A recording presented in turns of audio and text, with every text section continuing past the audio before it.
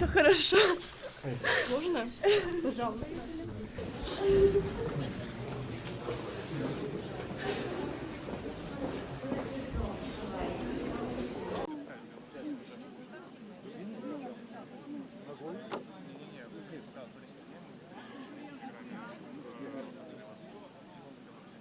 Запихнули меня в автозак, и получается, когда я уже сидела там, он сказал мне ноги под себя,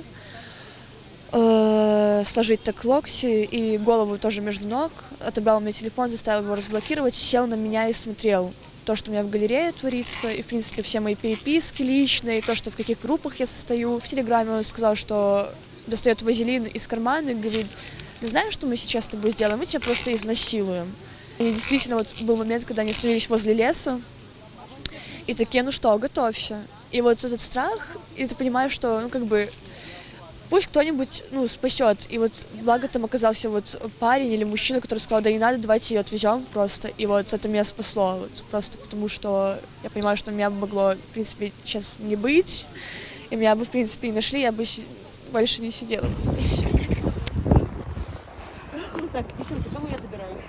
Так, все ко мне, все ко мне. Все, ты молодец. Ждем тебя на работе. Так, вот. Все, восстанавливайся. Садись ко мне, тогда вот наши сзади. Иди, разговаривай. Иди сюда, боже мой. Сейчас подскажу.